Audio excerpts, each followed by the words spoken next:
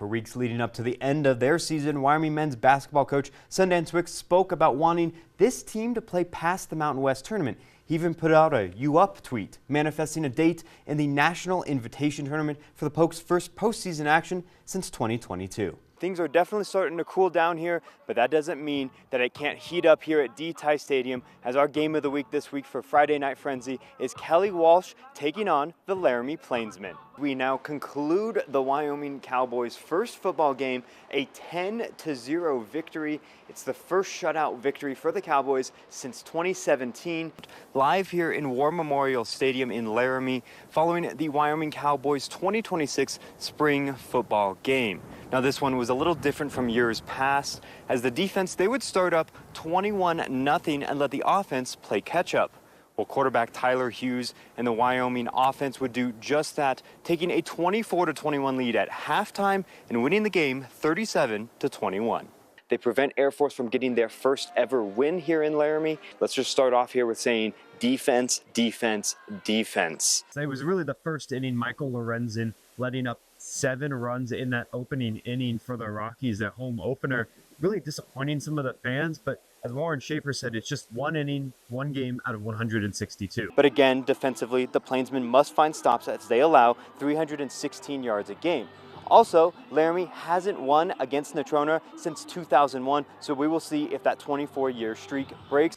Now, Lander's 30 wins in a row isn't just a big deal here in Wyoming. Lander now moves to the 8th spot on the all-time list for consecutive state championships with 30, and this goes across all of the U.S., stretching all the way back as far as 1952 is the earliest one. Now, all of these are active streets. The one positive you can take away is Teron Kelman. Absolutely. 2 touchdowns, and he had a really good day today. One guy they're going to have to really make sure to box out and not let get the rebounds is former Wyoming player Jeremiah Oden, returning to Laramie for the first time since transferring in 2023. He's on this Aztecs team, so it'll be a special moment for him to come back to Laramie, but Wyoming needs to make sure he doesn't get the boards. Thank you, Jeff.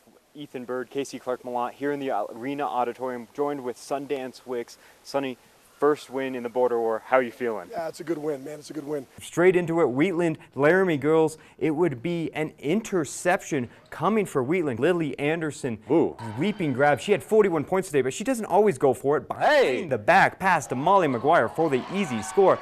It looks like something they practice daily. So yes, for them, every game, every practice, and every second of this season, it's personal for this team. We'll flash forward after that to the 3rd inning, still 3-0. I'm not for long. I'm moving out of the way of this one because Millar has her 2nd home run of the game. Now Hawks up first in the 1st, and it's Troy Nelson, a moonshot, and the first home run I've gotten to witness at Powers Field, around 390 to, let's say, 400 feet out of here. Cheyenne leads early 2-0. After Wyoming football head coach Jay Savell donated $125,000 of his own money to bring players and keep coaches here in Laramie, Wyoming and the Cowboy Joe Club have launched the Step Forward campaign, an aggressive effort to bring $500,000 to Cowboy football. When he offered to take a deduction and pay of $125,000, I thought it's time we figure out how we can leverage that and get a little bit grassroots support and get people to kick in. We know who we are at Wyoming. We are not Texas. We are not Ohio State. We are not sharing millions and millions of dollars with these student athletes. But something as small as $5,000 could keep somebody here, could keep somebody happy, or adds to our pool. Every dollar is important. The Step Forward campaign aims to fundraise money for revenue-sharing efforts with Wyoming football. In the new landscape of college athletics, players can be paid through name, image, and likeness, or NIL, and revenue sharing. Now, NIL allows student athletes to be paid for their appearances with endorsements or advertisements, while revenue sharing is similar, but institutions utilizing student athlete name, image, likeness to promote their teams, their departments, Cowboy Joe Club, events, outreach opportunities, things like that. So the revenue share piece kind of encompasses NIL, but it allows us as an institution to use student athletes to promote the University of Wyoming Athletic Department and teams. It's the new world. It's not going backwards, and we have to learn to just change the paradigm a little bit and look at it. It's a personnel expense in our business operation. We're just paying student athletes for the work they do, and many of them, are putting in full-time work. Athletic Director Tom Berman spoke about the hours of work required for high-level athletics, along with immense pressure these student athletes face. For the Step Forward campaign, the goal of $500K is also well within reach. We're somewhere in the neighborhood of about $325,000. We need to put ourselves at the front of the Mountain West. It's not an option. The world of, hey, offering somebody a genuine experience with a scholarship, those days are gone.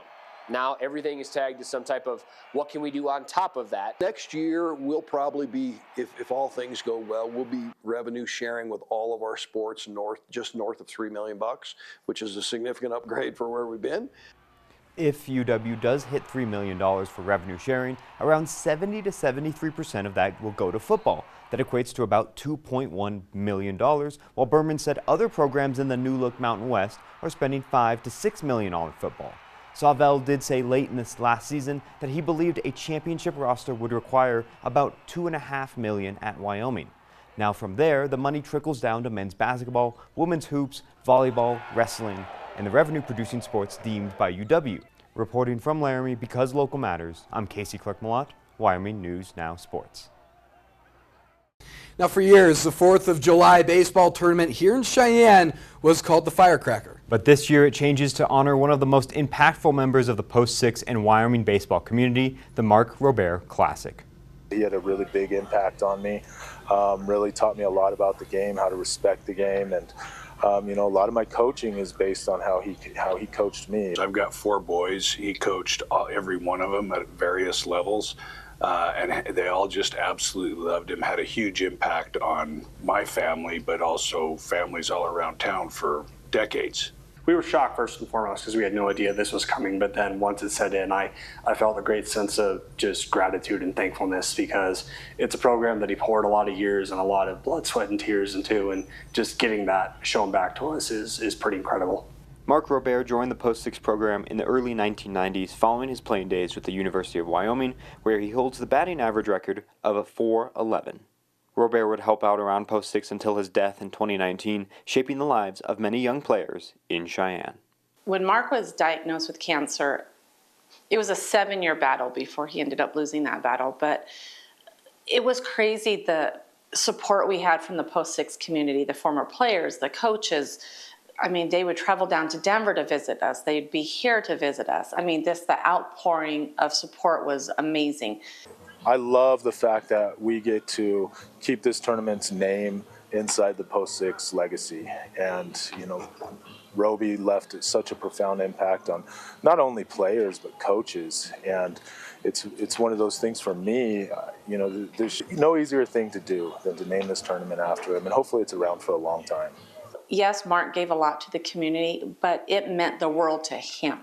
So that was a place that made him happy, that made him grounded. Mark's son Matt was unable to play baseball due to a cerebral palsy diagnosis, but a dedication of the tournament on Thursday night, with Matt throwing the first pitch and his sister Allie catching, it connects them again to their father 7 years after his passing and every 4th of July.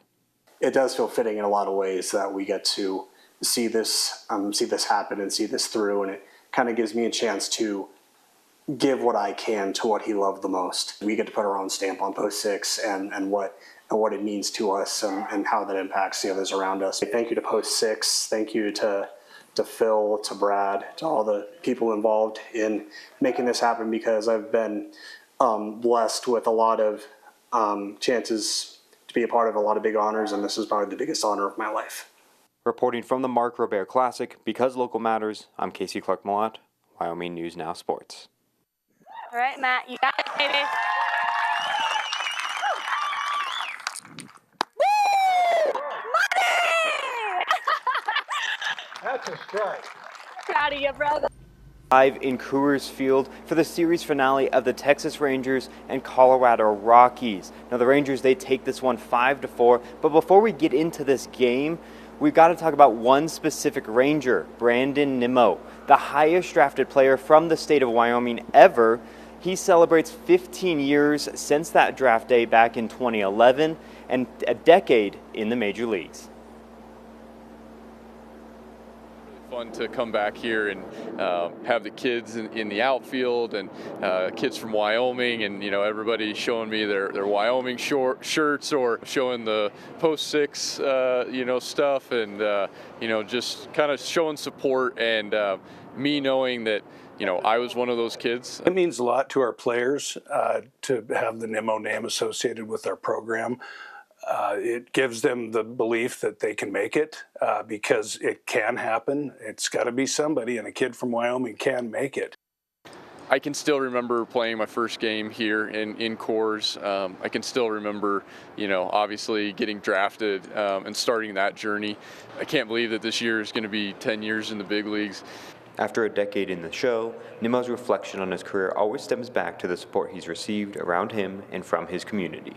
I had a lot of support looking back on it, and a lot of opportunities where, when I was wanting to pursue baseball as my dream. Coach Lane with Post 6 created such a great program there. During his time with Post 6, Coach Tag Lane took him to Team USA tryouts, which led to an invite to the Under Armour All-American game at Wrigley Field, where he won co-MVP, helping lead to being drafted 13th overall in the 2011 draft.